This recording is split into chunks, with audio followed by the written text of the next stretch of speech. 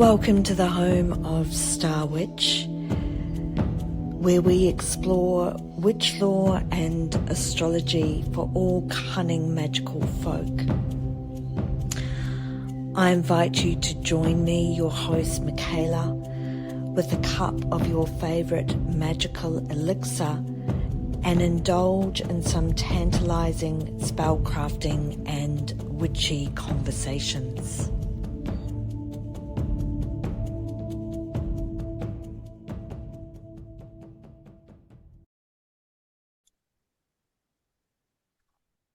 Welcome back, beautiful, magical, cunning folk. And today, day of Jupiter, Thursday in the hour of Venus. I'm so delighted to have a sacred feminine birth worker, medical astrologer, and naturopath, Lisa Marie, joining us. And the astrological signatures of today are Venus in Virgo. So there is a strong focus as well around feminine healing, service, soul crafting, our medicine gifts. And Lisa and I have known each other many, many moons. And what I adore about Lisa's soul pathway and incarnational agreement in this lifetime, here and now, is that, and with her permission I share this, the asteroid goddess Hygeia is at 7 degrees Virgo, right on Lisa's midheaven point, which the midheaven is the gateway into the 10th house of profession, sacred medicine out in the world, public recognition. And so Lisa has come in with this astrological signature of the goddess Hygeia, who in antiquity was renowned for the healing temples. And Lisa and I have explored this together over the years. And in antiquity, people would make pilgrimages to the temples of Hygeia, where the priestesses would look after the pilgrims, and they would cleanse and fast and go through incredible rituals to receive guidance for any queries. So they would petition the goddess to reveal to them in dreams the medicinal healing ways. And so with this introduction, I would like to hand you over to an incredible Sagittarius rising and Sun in Sagittarius 12th house individual.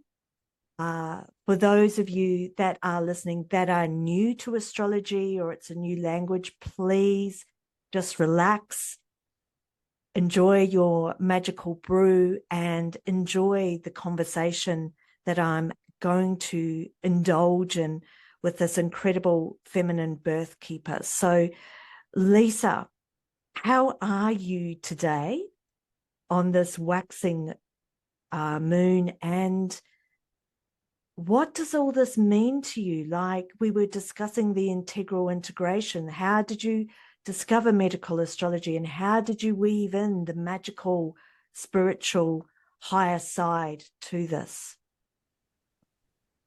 Well, I'm feeling incredible to be here with you, one of my greatest mentors and inspirations. So that is amazing. And such a huge question, which I'm so delighted to dive into. It's amazing that you have mentioned Hygeia, because this Mercury retrograde is going to be crossing my Hygeia. Through the medical astrology lens, I have just naturally been called to switch to buying, again, all organic fruits and vegetables, focusing on my gut health. You know, this is Virgo, which rules the small intestines and digestion and the nervous system. So I'm naturally being called to refocus back on all the basics of support and self-care through eating well, supporting my nervous system. And it's amazing how the energies are happening anyway. But being aware of it means that you can make those really aligned choices and flow with it. And I think the moon's in Virgo too, which just is so perfect to talk all things medical astrology. Um, so my journey with all of this honestly began back when I was 12 years old. I first was called to astrology. I've always heard nature spirits. Um, and I used to speak with, fairies and trees and mermaids and, you know, I just thought that was my imagination as a kid. And then I found an astrology book in like a secondhand bookstore as a child. And I was like, oh my God, what is this? And I learned that I was a Sagittarius sun. And I was like, yes, I'm the adventurer and I'm the spiritual leader. And I loved it. But then, of course, it was at age 12. I started high school after that, and it all just went to the wayside because I got stuck into schoolwork and all that stuff.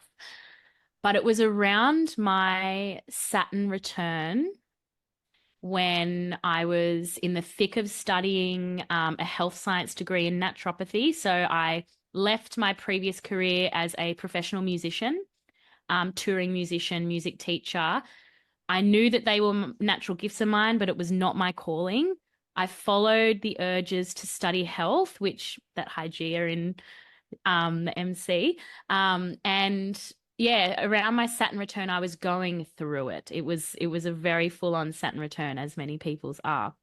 And Lisa, one of sorry to interrupt, but yeah. because you're on a beautiful flow, and I don't like interrupting, but just for the listeners that are new to the world of astrology, how old were you? Because there's a particular age where everybody goes through their Saturn return. Can you just share how old you were when you were going into the health science? Yes, so that was age 27 to 28, like leaning, yeah. Sorry, yep, age 27 to 28. And my Saturn return felt like it went on for about 3 years. It was a huge death and rebirth of my entire being. So yeah, age 27, I decided to study naturopathy, and it just had to happen. It was one of those things. Complete change in career. And there was a lot of personal stuff that happened too. But yeah, and through my studies, I met one of my lecturers, Kira Sutherland, who is a medical astrologer. But of course, at uni, she's a sports nutritionist as well. Highly recommend looking her up. She was one of my lecturers and she was my clinic supervisor. And at the end of her classes, I would just hang out a bit longer to absorb her wisdom. And she would start talking astrology and the bark flowers and how they're connected and different herbs, how they're ruled by different planets. And she would only talk about this after the lecture because technically she wasn't allowed to say it in class because it wasn't in the curriculum. And I was just like, this makes so much sense because I had a deep yearning that there was something more behind this natural medicine. Like there's a spiritual paradigm behind it that's missing in my teachings. And she provided that for me. And then I went on to follow her teachings and I've done many of her courses, and she's been my medical astrology mentor. So that's like the medical astrology side of it. But once I graduated uni, I actually found you through a friend because she saw that I was on a astrology path, and she said, oh my gosh, Lisa, you have to have a reading with Michaela. She's my astrologer. I was like, yeah, please. Like, I'd love to. And I was a baby astrologer at this point. I think I was 29 at this point. So coming out of the Saturn return. And I had that session with you, and I felt an instant like connection beyond the session. Like you were meant to be guiding me further. And so I dove into studies with you as my mentor. And I was doing the medical astrology on one side, but with you, I was really learning how to use astrology to heal myself. So I really dove into that. And then through when you were talking us through the Hygeia dream temples, we did some guided journey, shamanic journey work with you. And that's when I connected with my elemental group spiritually. And I found it so easy to connect to it. And it was like a deep remembering for me. And I was like, oh my God, this is what I was doing as a child. It feels so normal to me to connect with this these protectors of nature, and I received guidance from them. And then following that, this is where I then started understanding my gifts as a true medicine woman, beyond the study, beyond even the astrology. I was able to connect with my spirit baby through the teachings that you gave me. And I learned that I would become pregnant, and I did become pregnant, and I had that connection with my baby through this journey work that you taught me. And I now, through doing that over the last 5 years, am teaching my clients how to connect with their spirit babies too, and use the astrology combined with this shamanic journey work to connect with their babies, to call them in. And it's such a powerful fertility tool. So I want to thank you for that, because it's just so incredible. I didn't even know that was a part of me. I'd like hidden it, locked it away. I didn't realize that was something that would end up being a medicine gift for me to share. Oh, Lisa, you are a fertility priestess and fertility medicine woman. And it was such a deep honor to witness and acknowledge you in your own remembering, because I was just the space holder, holding the peripheral energetic edges of the sacred temenos for you. So, I mean, we journeyed through lunar magic, Venus, the Venus moon journey, and, you know, our one-on-one sessions were so incredible for me to see you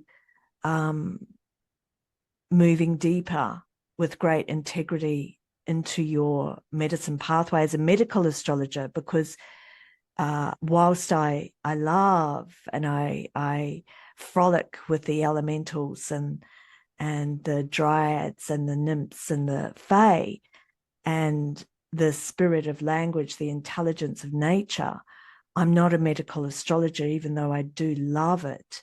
But you are gifted, and you hold great credibility because of your training and your craft working, and of course your training with Kira as well. So can you take us into what exactly is medical astrology, and how do you work with that when a client comes to see you? Great question. So with medical astrology, we're looking at it's through quite a different lens, and we're looking at the physical body, but of course, everything's tied emotionally and spiritually as well.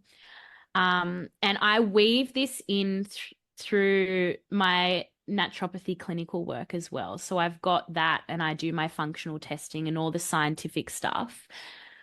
But where the medical astrology is so magical is I can have someone's chart, and we're having a conversation about their journey and where they're going, and I can have their chart there, their natal chart, and I can see exactly where all of their symptoms are coming from, the journey of it. The whole story is there. It's all there. And then we can look at the transits. We can go back in time and create what's called a decumbiture chart for when certain things happened, and see exactly where those energies were. And we can see the healing journey. We can see what medicine is needed based upon the placements of the planets. For example, you know, if someone's having a Mars transit over their sun, they may be more susceptible to an inflammatory infection or an inflammatory condition popping up. If Chiron is involved, there will be a deep spiritual journey attached to that.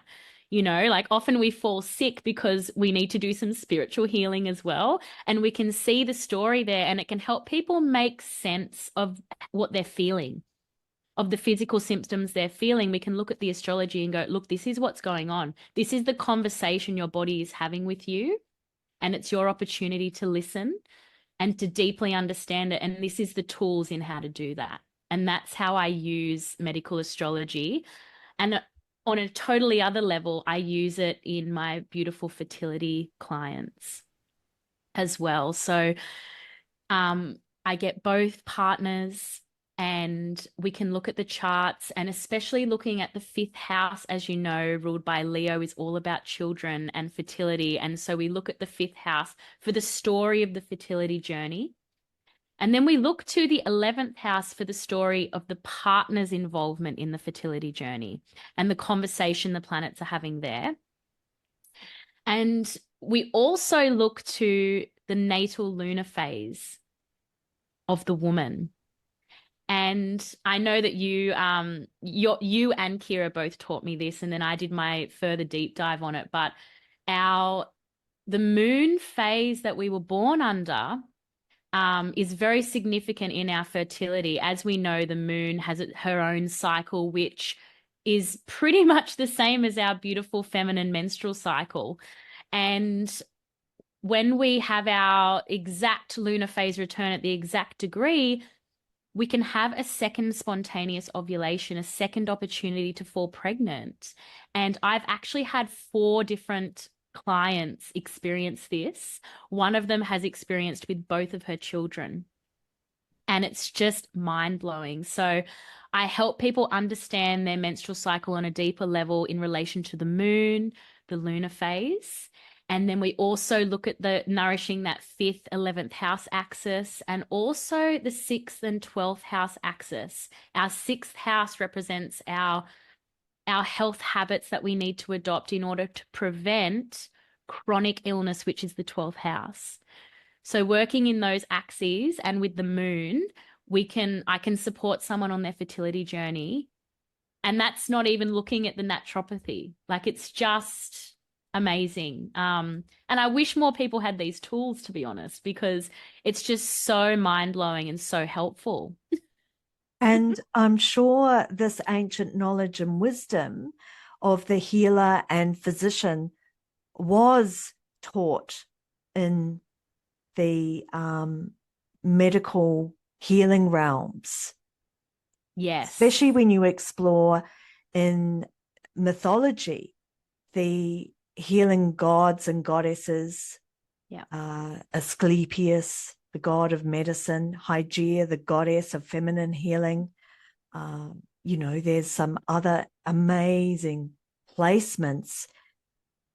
I'm also fascinated because, and for the listeners, it's actually important with wise woman healing ways, that someone is actually trained or apprenticed to understand about the dispensing and prescription of herbs and medicinal supplements. And this is why I work with Lisa, because there's the integration, which is very Virgoan, isn't it, Lisa, of the mind, the body, and the spirit, but actually understanding where the medical scientific knowledge of herbal medicine, working with the emotional realms of an individual, and the spirit and the soul is the integrated embodiment of healing. Do you have anything you'd like to share around that, Lisa?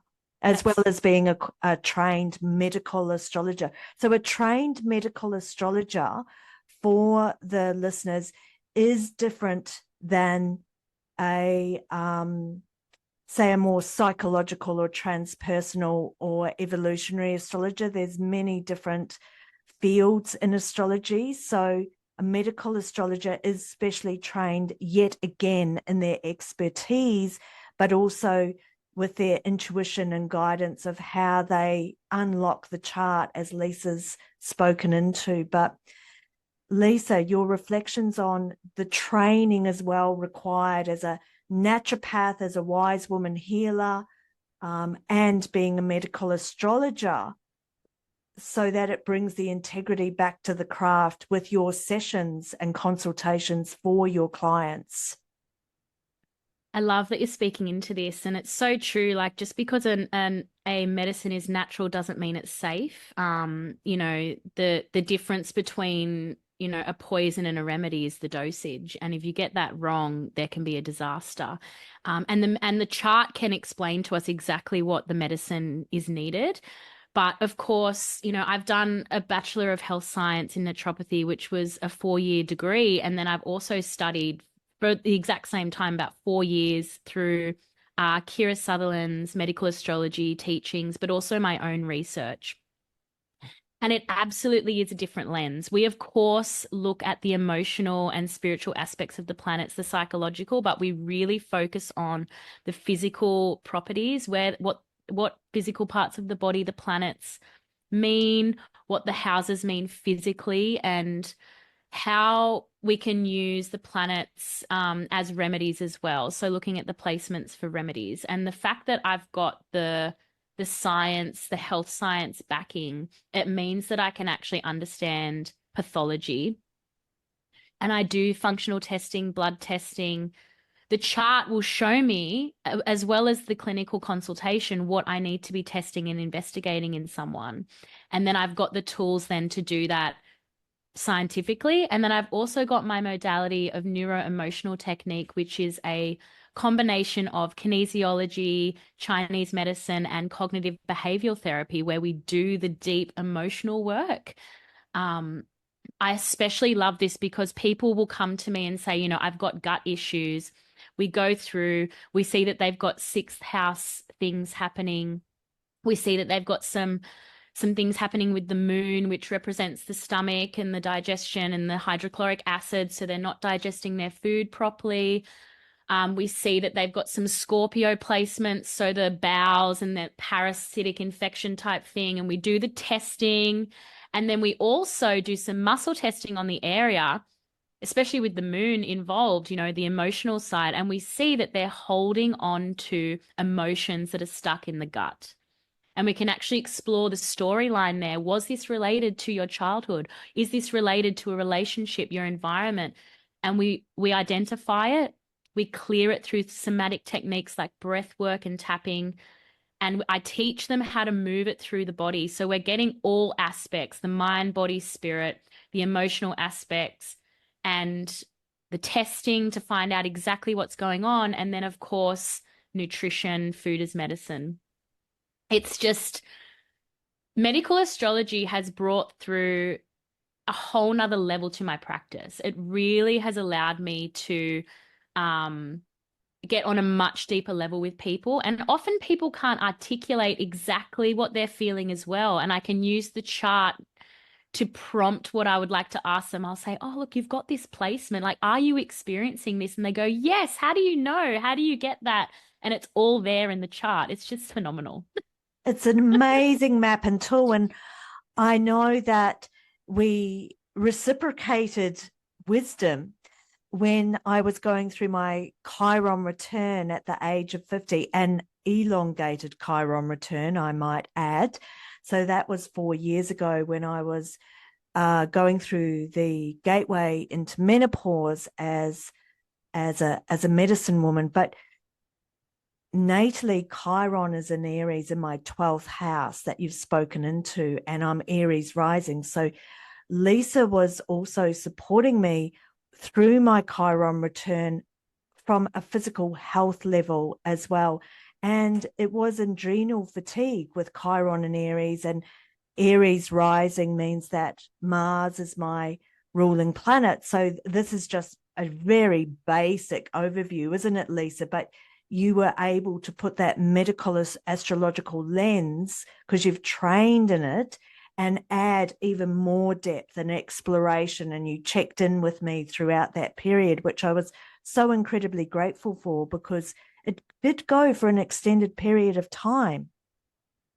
It's this is one of my favorite topics, the Chiron return and the alignment with a woman's transition into her Marga energy, into her menopause through perimenopause. And yes, with you having that strong signature of Aries and the first house and ascendant representing the physical body for you, and Aries representing the adrenals, for you, that was a complete activation of your HPA axis, of the axis of the body, the hypothalamic adrenal pituitary axis that releases cortisol. And when you're struggling with estrogen, our adrenal glands take over the estrogen production once our ovaries slow down. If you're pumping out cortisol because that axis is activated, it's really, really hard to get enough estrogen and mitigate those symptoms that you would be experiencing. And seeing the astrology of that then guides where we look. You know, I wouldn't look through the same path for everybody, but seeing that for you, that HPA axis through the Aries activation, of course, we're going to support your adrenals, and then your symptoms will ease because your adrenals will have the energy in the space to start producing that estrogen for you. Yes, you had to find me in the woods, didn't you? Because I was in my Chiron cave in the 12th house, hidden away. Yeah. Yeah, it's such a it's a rite of passage. It's a Yes. huge rite of passage. You are leaving the mother archetype, and for you that was through the 12th house, so alone. And it was through battling Aries through the mind, through the head, and through the adrenals, and going through that rite of passage to step into the Maga sorceress energy of this medicine that you have now, which is a total shift from the mother, which you were, and now you've embodied the mother and you've become the sorceress, the Maga. And all women go through this. All cycling people go through this. And then this prepares us for our second Saturn return, which you're coming up to. In a few years. Yeah. Yeah. So we're on this journey 4 or up to that 5. point. Yeah. Mm. And then after that, when we have our third Saturn return and we enter the crone, that is the complete winter part of our life where we're asked, there's a lot of restriction there with Saturn, but there is the deepest grandmother medicine, the deepest spiritual embodiment and freedom almost. And these rites of passages are so important. And I do teach this through my work as well, because I feel like, you know, all of our rites of passage as women need to be deeply celebrated and sacred through ceremony. Beautiful.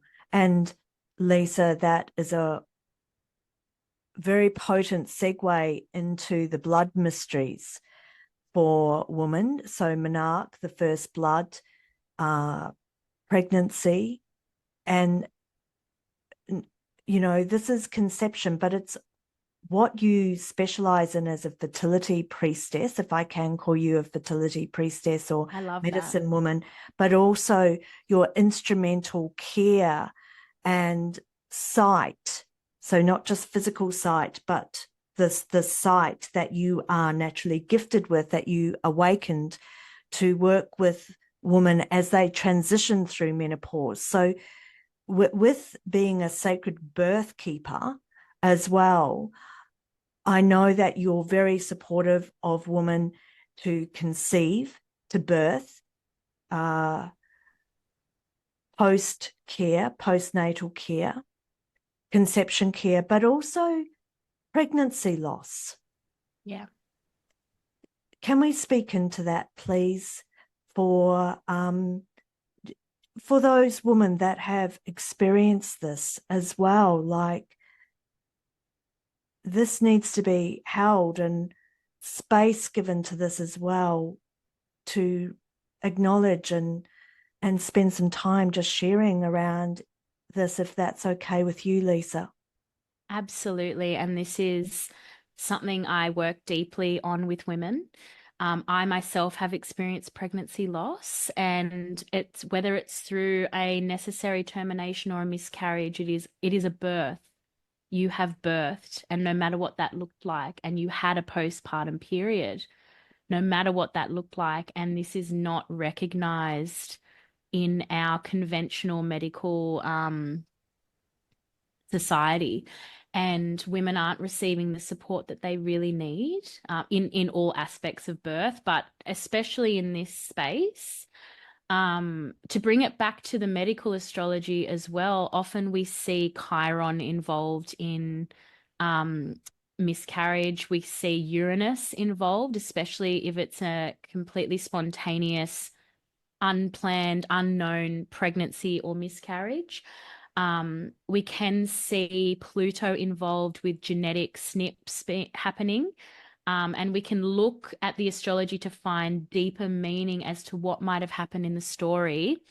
And then I come through and use my neuro-emotional technique to clear any trauma and emotions associated with that.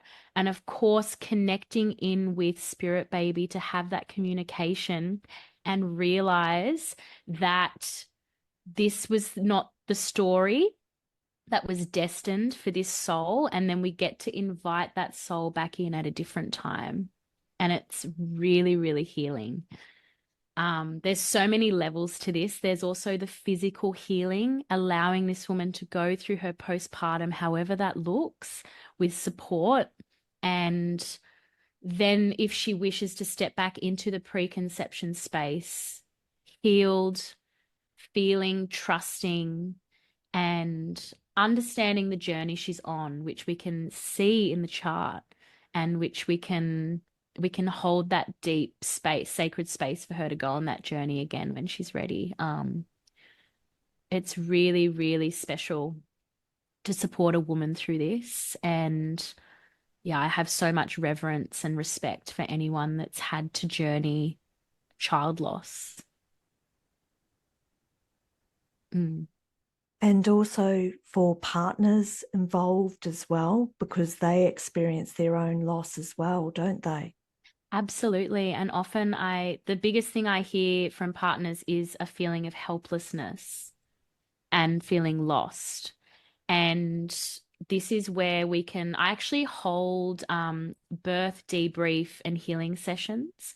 And this is for any kind of birthing of a baby, birthing of a fetus, miscarriage, early termination, anything at all. And we have both partners present. And we look to what emotions are stored in the body and how we can release those to clear the path for them moving forward and find the healing and empowerment through that journey. Because even in the most traumatic events, there always is a gift. I know that's really hard to hear, but there will be a gift, whether that's closer connection with your partner, a deeper understanding of yourself and your body and your life's path. And we can use the experience to find deeper connection to ourselves and each other. And that's the focus I have during those sessions. And healing to find we will never be the same again, but we heal and evolve into the next level. Thank you.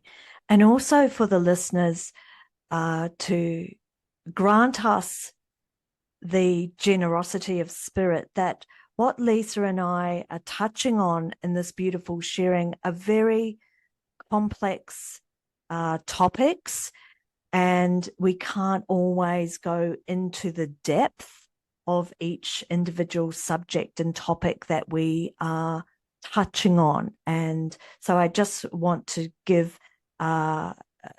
recognition to that as well, because I know that as I'm an older MAGA woman, when I went through my own Chiron return in the 12th house, because my Chiron is conjunct Ceres, the great mother goddess in the 12th house, what also came back around was releasing from my body birth trauma of when I birthed my two children that were planned home births, but I did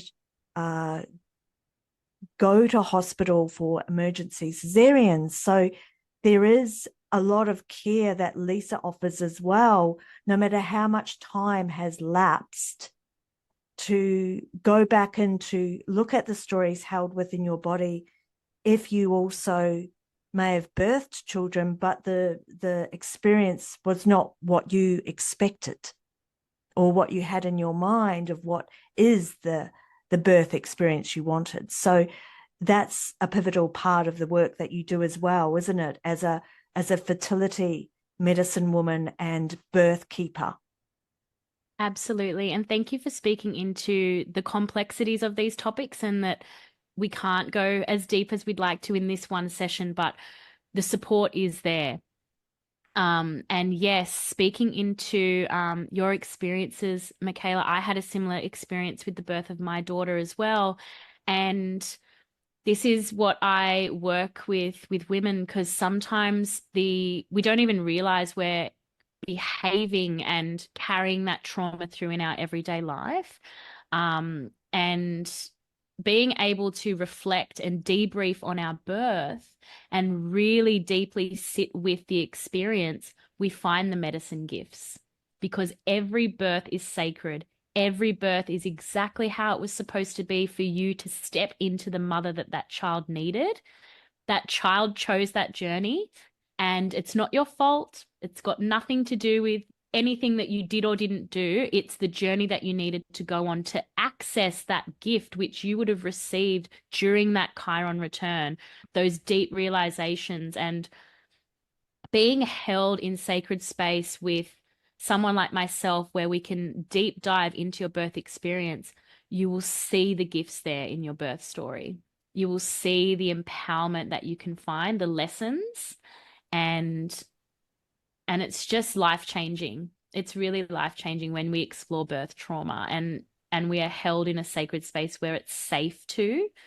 It's not always safe to speak about this with friends, family, people that don't truly understand the complexities and the depth of birth as a rite of passage. So yeah, I think that's all I need to say on that one. Thank you.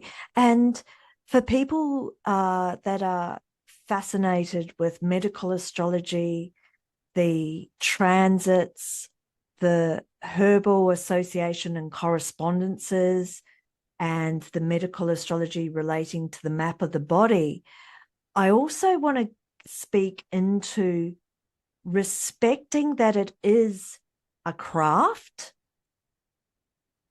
And when we start to learn something new, we can get very, very excited and, want to share with our loved ones and our families. So it's important yes, any apprentice makes mistakes along the way. I made mistakes when I was first starting to read astrology charts, and, maybe it's part of the learning process of being an apprentice, whether that's through academic institutions to get your health science qualifications, or very rare these days, but there still are wise women elders, keepers of medicine that are out there. You will not probably find them on social media, I might add, unless they're around my age and we bridge between the old and the new. But the real crones you will not find on social media. You'll probably have to trek into the forest or the desert to find them, or find them in some rare cave, and then it's up to them if they want to invite you in for a cup of tea or send you away, isn't it? But Lisa, just to support listeners that might want to delve into this, without it coming from that hierarchical energy, can you speak into honoring this as a craft and learning about the complexities before you start prescribing or making assumptions on someone else's chart, or even your own chart, with a medical astrological lens? This is so important. So thank you for speaking into this. And absolutely, it's so important that we are always inquisitive and curious. And when you're looking at a chart, not same with regular astrology, not every single planet is expressing itself at the same time. And every planet has a light and a shadow to it. And at different times, you will be expressing the light because you've worked on yourself. And at different times, yes, the shadow will be expressing yourself. And it's important to check in with, say you're looking at your own chart, check in with your own body first. Do a self-inquiry. Write down what you're experiencing physically first before you go looking at the chart and going, oh, I must have this. I must have I've got Pluto in the 8th house and it's opposite Mars. I must have genetic SNPs in it. No. It's time to do a self-inquiry, write down what you're experiencing, and then open up your chart and have a look.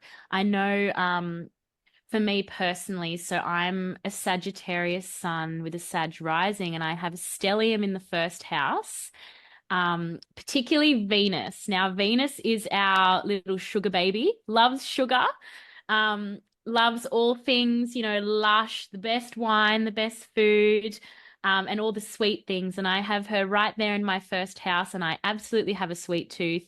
And Sagittarius energy loves fats, ruled by Jupiter, loves fatty food as well.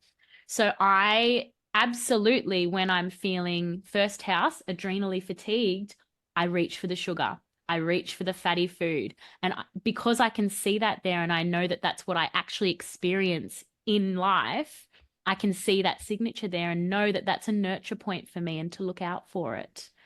And then I can support myself in that. So I know that it's adrenal driven. So I can support myself with beautiful adaptogenic adrenal herbs, calming herbs like chamomile, and I can support my gut health with beautiful bitters as well. So using it as a tool to support what you're experiencing, not looking at things that might be wrong with you in the chart, is really important. And we can also have a look at transits that might be coming up. So you can understand, as in normal astrology, the energies that might be coming up. So for me, if I know I have Jupiter about to transit my first house, I'm going to have cravings for alcohol, sugar, fats. And so I can nurture myself through that and do a bit of extra self-care because I know it's coming. And this is where we can use medical astrology to support us, not to start diagnosing issues that might not necessarily be there. Brilliant. Yeah, really important to make these differentiations. Yeah. Yeah. And also, you support children, babies. Yes. This has been such a passion of mine that's developed, and as with the birth work, since the birth of my own daughter. I've got a beautiful Scorpio baby. I knew she would be a Scorpio because of the deep death and rebirth that happened through my pregnancy, even though she was coming in Libra season. I was like, no, she's not. And what's really fascinating is her birth chart, of course, are the transits that I experienced during her birth.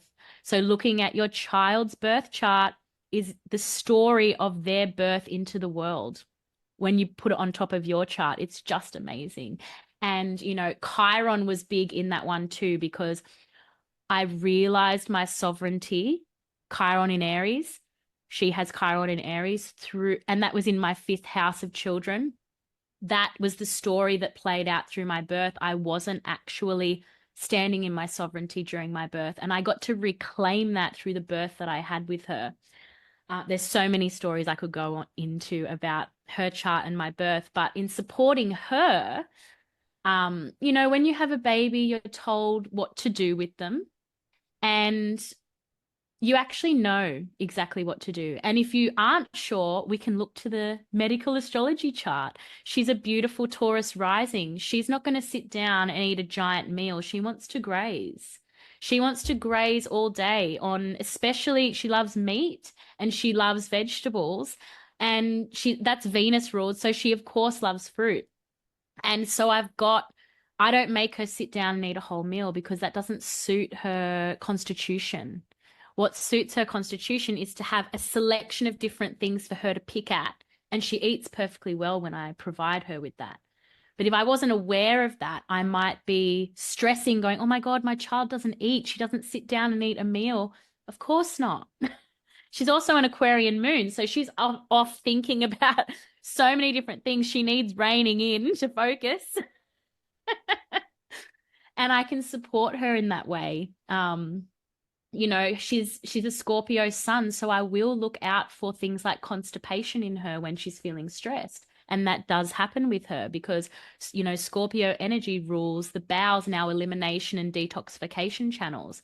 She, with this signature as well, when her bowel is compromised, she eliminates via the skin. So she gets skin eruptions And I won't go rushing to the doctor thinking she's got an infection. I know that it is because her bowel is compromised. You know, she's under stress because she's growing a tooth. She's under stress because she's learning all these new skills, or had to go to a party yesterday and she was overwhelmed, and she's got constipation, or she's got a skin eruption. And I know it's not necessarily a pathology because I understand her chart. It's just, and this is what I teach other mothers too. I love this. So even coming to see you for a consultation, because you do them online, don't you? Yes. And please let the listeners know how they can find you. Do you have a website? You're on I Instagram. do. What is your website, So Lisa? my website, yeah, thank you for sharing that. My website is lisamarienatropath.com, real easy. And my Instagram handle is Lisa_Marie_naturopath. And you can reach out through Instagram. You can email me at hello@lisamarienatropath.com. Or just reach out on Instagram. I love having chats in the DMs. And you can find everything on my website, the astrology work, the birth work, the conscious conception work. Yeah, everything's there, health coaching. And I weave all of these elements through all of my work. So no matter what journey you're on, you'll be receiving the astrology, you'll be receiving the emotional release work, you'll be receiving the functional testing, the science, the nutrition, the herbal medicine. It's all interwoven into like a holistic offering. And that's what I just love about what I do. I feel like that's the future of medicine, bringing it all Beautiful. together. It is Mm. the integration, spoken like a true medicinal woman with Hygeia and Virgo on her MC in the 10th house. And just because we're in a very detailed Venus moon day, how do you spell Marie? So just Oh, so the listeners can find you. good question, because there's a couple of ways. Yeah. It's Marie. Mm. And please check out Lisa Marie's Instagram account. It's so beautiful. It's really an exquisite, creative offering online. It's so gorgeous to, see your different posts and the work. And also for myself, seeing how you've evolved, and when someone really steps into their medicine and owns it and embodies it and integrates it, there's this incredible natural organic, it's an authentic energy. It's That's been a so long true. journey. Hey, It has. And I just want to take a moment to acknowledge and honor you on that journey. It really was through the work that I did with you, I remembered who I was. And you gave me the tools to really step into that. I knew I was on a path, but I didn't have the tools to access it. And you set me up with those tools and you supported me every step of the way. And I really want to honor you for your teachings and for the support that you gave me. It really was integral into me stepping fiercely into who I actually am and being able to offer this medicine. So thank you so much, Michaela. my pleasure. And I just feel when you said those words, the lineage of all the ancient midwives Oh, coming in to support us, the ones that lived in the forest, that were fringe dwellers, the midwives and healers that worked in the temples and served, because the signature of Virgo is of strong service and calling, isn't it? Not as a absolutely. martyr or a rescuer or a savior. It's around having really strong boundaries of how you offer your medicine, how you are in service, and even being in service as a priestess and a mother is very different in modern day times compared to those ancient times of priestess temples where you were called into service for quite a number of years. And yeah, to hold this deep embodiment as a wise woman, a mother, a medicine healer, and having that integral scientific critical reasoning and thinking and deep knowledge of the herbs. Yeah. Because there is exactly what you spoke into. When does medicine become poison? And it is the dosage. Exactly right. And so that's where I do say to consult a practitioner, a healer, a qualified naturopath or medical astrologer for their services to support them for the years of their studying of their craft. So beautiful one. We are coming to the end of this delightful hour.